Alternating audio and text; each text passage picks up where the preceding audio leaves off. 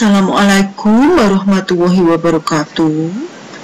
Berjumpa lagi dengan saya Siti Umi Fitria SPD MSI, guru IPA dari Kota Salatiga. Selamat pagi, selamat siang, selamat sore, selamat malam. Pada kesempatan kali ini, mari kita melanjutkan pembahasan mengenai magnet dan manfaatnya ya. Untuk kali ini kita bahas yaitu teori kemagnetan bumi dan kemagnetan dalam produk teknologi ya. Masih berpedoman pada buku yang sama, yaitu buku terbitan Kemdikbud revisi tahun 2018 bab ke-6, yaitu kemagnetan dan pemanfaatannya. Dan ini merupakan buku IPA kelas 9 semester 2. Mari langsung saja kita memulainya. Seperti biasa ya, sebelum kita melanjutkan ke materi, minta dukungannya siapapun yang mengenal channel saya Umi Fitri Espansa, minta like, komen, subscribe, dan juga share ya. Jangan lupa juga hidupkan lonceng notifikasi agar apa? Agar ketika saya membuat video, kalian menjadi orang yang pertama mendapatkan notifikasi pemberitahuan video terbaru dari channel kami. Langsung yaitu yang bagian yang pertama, teori kemagnetan bumi. Seperti yang kita ketahui, bumi kita adalah magnet raksasa ya. Sebagai magnet raksasa, bumi memiliki kutub magnet, yaitu kutub utara dan kutub selatan ya. Kutub utara itu berada di sekitar kutub selatan bumi, sedangkan kutub selatan itu berada di sekitar kutub utara ya, kebalikannya. Kemudian ketidaktepatan kutub utara dan kutub selatan magnet itu membentuk sudut deklinasi. Nah, selain itu juga ini ternyata medan magnet bumi juga membentuk sudut dengan horizontal permukaan bumi yang disebut dengan sudut inklinasi. Mari kita lihat gambarnya. Nah, ini dari sini bisa kita ketahui ya. Ini adalah D di sini adalah sudut deklinasi ya. Sudut deklinasi sendiri adalah ini ya, kemiringan ini ya, ketidaktepatan kutub utara dan kutub selatan ya. Kutub utara dan kutub selatan itu membentuk kayak miring sedikit gitu ya, ini membentuk sudut deklinasi atau dinotasikan D. Dan juga sebaliknya, yaitu ini ya, medan magnet bumi membentuk sudut. Nah ini ya, kalau diambil dari garis horizontal di sini atau bidang ekuator, itu membentuk sudut I atau sudut inklinasi ya, seperti itu. Kemudian sebagai magnet raksasa, bumi memiliki medan magnet, yaitu daerah di sekitar bumi yang masih dipengaruhi oleh garis gaya magnet atau gaya tarik magnet bumi. Jika kamu meletakkan magnet batang secara bebas, misalnya meletakkan pada styrofoam di atas air, maka magnet akan selalu bergerak menunjuk ke arah kutub utara dan kutub selatan. Dan ini bisa kalian praktekkan di rumah ya. Kemudian medan magnet bumi itu sangat penting di kehidupan di bumi, jelas ya. Karena kemarin kita sudah mempelajari beberapa hewan saja dia berpedoman kepada magnet bumi ya, untuk mengalami itu migrasi ya. Medan magnet bumi berfungsi untuk melindungi penduduk bumi dari radiasi kosmik yaitu partikel listrik yang dihasilkan oleh matahari atau benda-benda langit lainnya yang dapat membahayakan kesehatan ya. Medan magnet bumi itu sangat bermanfaat sekali bagi kita ya. Dengan adanya medan magnet bumi, partikel listrik tidak dapat masuk ke seluruh permukaan bumi, tetapi akan tertarik menuju ke kutub-kutub magnet bumi. Saat menabrak atmosfer bumi, partikel listrik tersebut terionisasi, yaitu peristiwa lepasnya elektron dari nukleon, dan membentuk plasma lemah atau gas super yang dipanaskan agar elektron terlepas dari nukleon. Ya, tampilan itu akan tampil semacam cahaya yang sangat indah atau cahaya plasma yang biasa dikenal dengan aurora. Nah ini ya, indah sekali aurora cahayanya ya. Nah, sekarang kita masuk ke bagian yang kedua, yaitu kemagnetan dalam produk teknologi. Ya, magnet banyak digunakan di berbagai produk teknologi. Salah satunya yang paling populer adalah teknologi kedokteran seperti magnetic resonance imaging ya, atau MRI. Bagaimana seorang dokter dapat mendeteksi adanya penyakit dalam tubuh pasien? Nah, memakai teknologi MRI ya. Ya, MRI menggunakan prinsip kemagnetan untuk mencitrakan kondisi kesehatan tulang atau organ tubuh bagian dalam manusia tanpa melalui prosedur pembedahan ya. Jadi menggunakan teknologi MRI ini lebih efisien karena tidak perlu pembedahan atau operasi.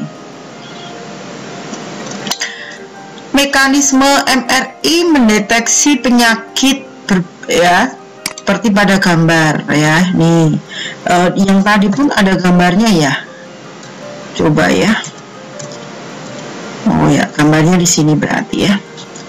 Nah, dicontohkan ini ya, National Geographic Channel ya, sumbernya itu ya, MRI Magnetic Resonance Imaging ya ini ya.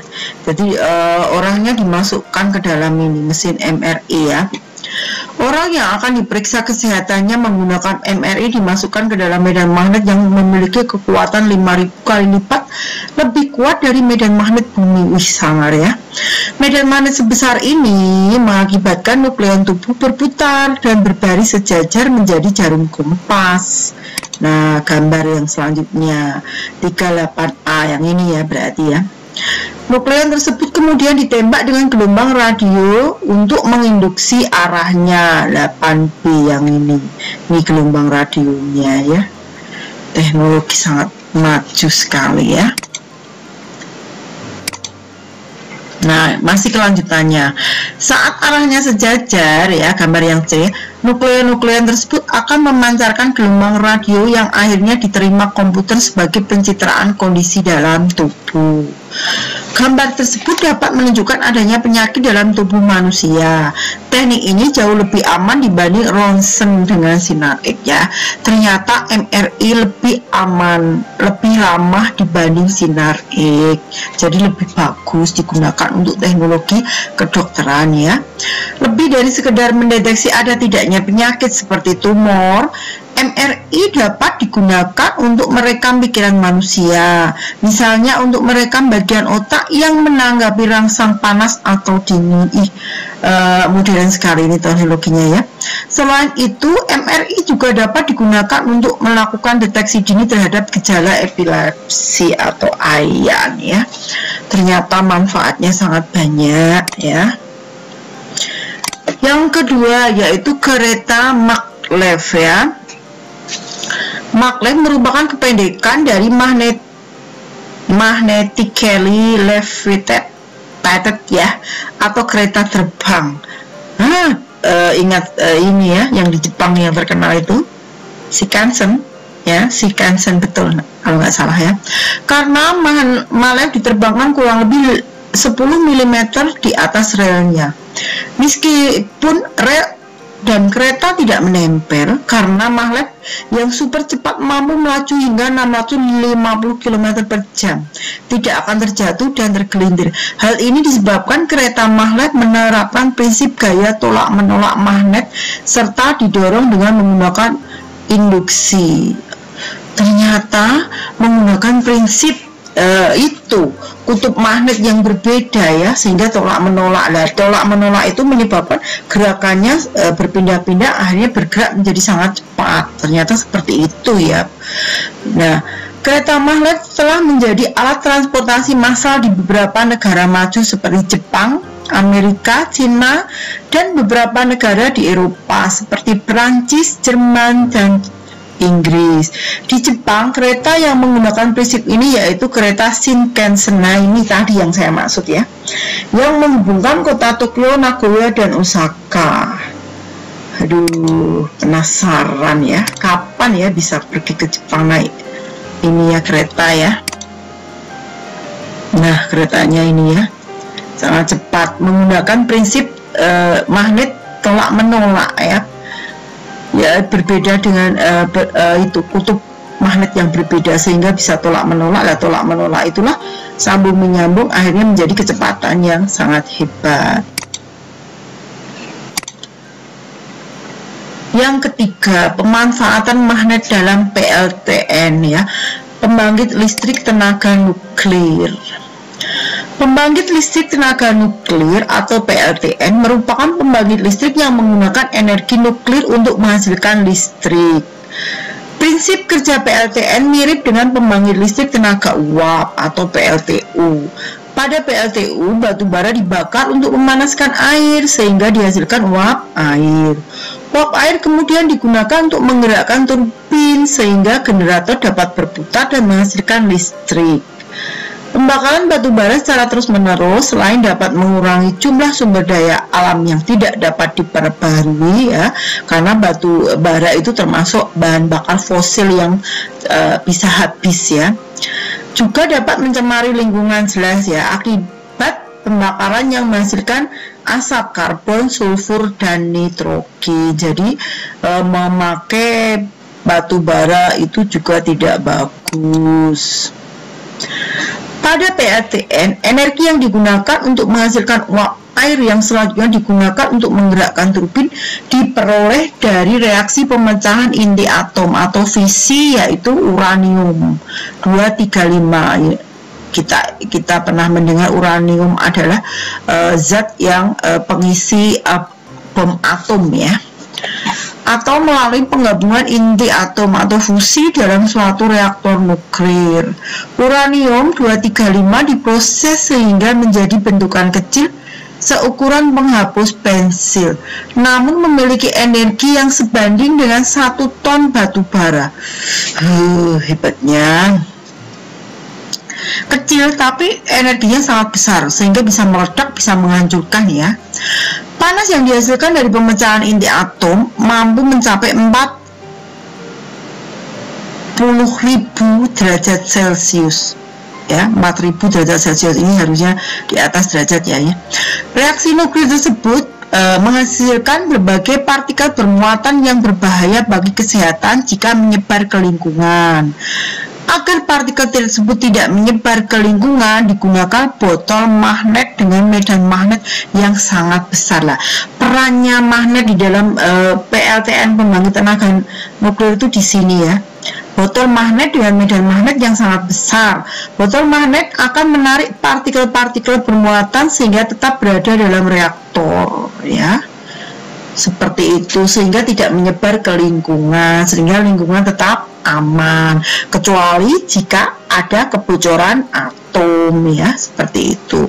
Kalau terjadi kebocoran reaktor atom, bagaimana? Jangankan lingkungan sekitar, yang agak jauh pun juga ikut musnah ya, karena efeknya itu sangat tajam. Karena ini ya, ini uranium ini ya, penggabungan dengan prinsip fusi ini ya, itu sangat ledakannya sangat hebat.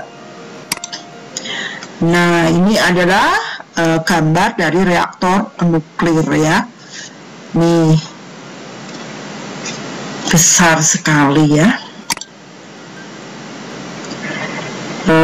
ternyata materi mengenai kemagnetan bumi dan juga contoh-contoh dari itu ya, contoh dari penerapan produk teknologi yang menggunakan magnet sudah selesai.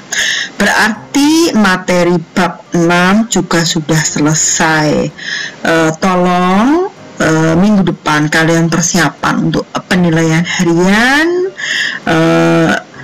Jangan lupa semua yang sudah bagian yang sudah kami sampaikan mulai dari A, B, dan C ya, dan terakhir hari ini tolong semuanya dipelajari lagi, dan jangan lupa latihan uji kompetensi juga kalian kerjakan.